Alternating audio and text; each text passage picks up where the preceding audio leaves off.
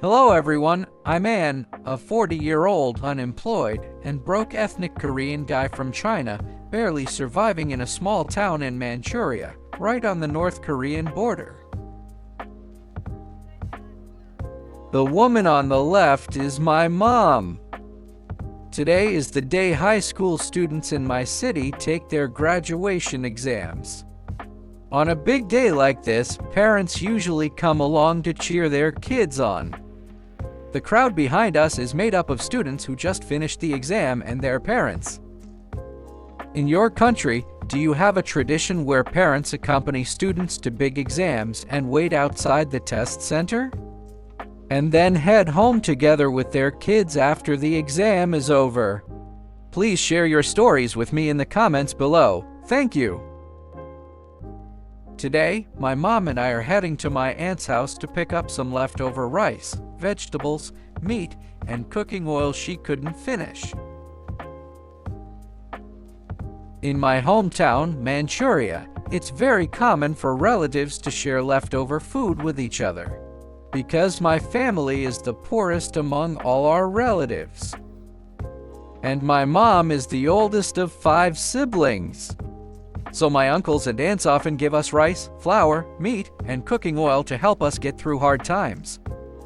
Thanks to the regular food support from my uncles and aunts, our family's monthly grocery expenses are very low. Some months, we spend as little as $30 or $40 on food. In your country, do people still have this tradition where relatives give you food to help you get by when life gets tough? Here in Manchuria, this tradition of siblings helping each other out's still alive in my parents' generation. I think this is the main reason why we don't see massive numbers of homeless people in China. Because the things the government is supposed to do to help people in need, they do absolutely nothing. Instead of spending money on social welfare, they pour tons of cash into crazy infrastructure projects. As a result, even a small town on the North Korean border like my hometown looks incredibly modern and luxurious. The scale of the infrastructure completely outgrows the actual size of the population here. Yet, the government throws the responsibility of helping those in need directly onto ordinary people. So in the end, everyday citizens have no choice but to help each other just to scrape by. But what about my generation? I am part of China's first generation of only children, so I have no siblings. Back then, the local government in Manchuria was extremely strict in enforcing the one-child policy. So from the time I started primary school, every single one of my classmates was an only child, no exceptions. I'd imagine the rulers back then could have never foreseen that today, China would have one of the lowest birth rates in the entire world. The one-child policy was definitely the biggest driving force. So, this tradition of siblings helping each other completely ends with my generation because we don't have any brothers or sisters. Sometimes I think, once my parents, uncles, and aunts pass away, I won't be this lucky if I fall on hard times again. I'd probably end up homeless, and just thinking about it is absolutely terrifying. In your country, do you also have this tradition of siblings helping each other out?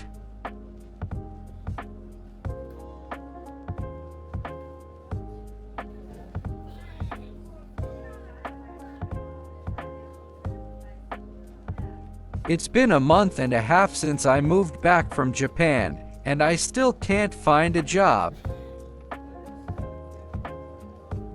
Fortunately, because the economy here is bad, people don't really have money to spend.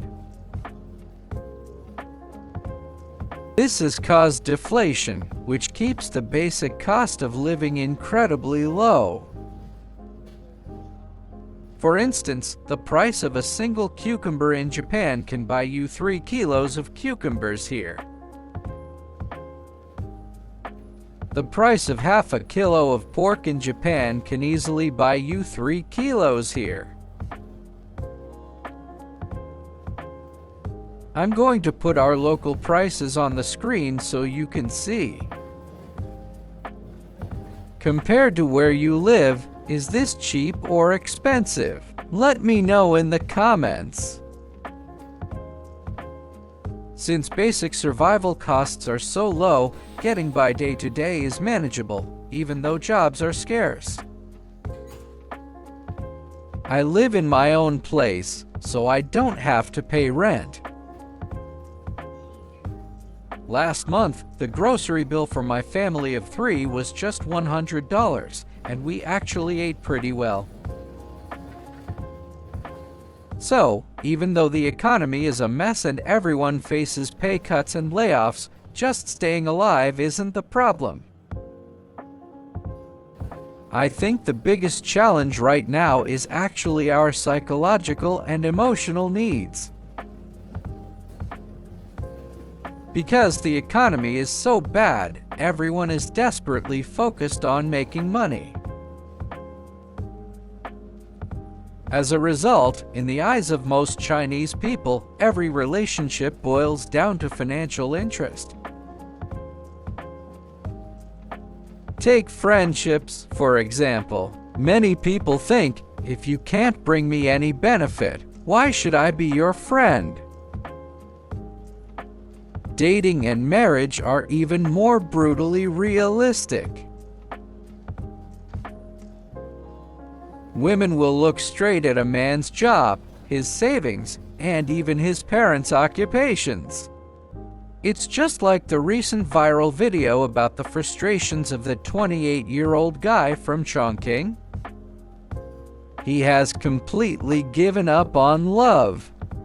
Because by the standards of Chinese women, the vast majority of men simply don't make enough money. They will never be seen as ideal marriage material. I can personally vouch for his frustration. It's definitely not him just being dramatic. This is the exact anxiety that the majority of Chinese men are facing right now. And this also answers another question.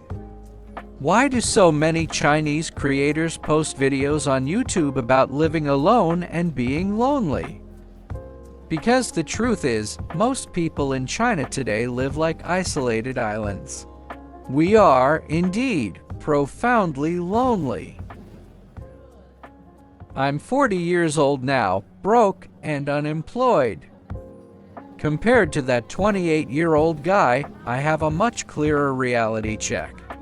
I already know that for the rest of my life, marriage and love are completely out of the question. So I don't really stress about that part anymore. What actually keeps me up at night is this: how am I going to survive for the rest of my days? Yes, I'm talking about work. I graduated from a prestigious university and used to have a great track record in my industry in a major city. I even worked as a Chinese-Japanese translator at an American factory in Japan. But none of those achievements matter here in China anymore. Why? Because I am 40. This struggle of finding a job at an older age has actually become a popular joke in China. It goes, too old to get hired at 35, but too young to retire at 65. At this age, no matter how good your resume is, it is next to impossible to find a proper full-time job. Your only options left are odd gigs and casual labor. A decade ago, when the economy was booming, there was a common saying, "You'll get laid off at 35." Companies would fire you because your salary was higher than a fresh graduate's, and they wanted to cut costs. Today, that dreaded age limit has dropped to 30. That is absolutely terrifying. If people know their career ends at 30, how can the economy ever recover? How would anyone dare to spend money, or get married, or have children?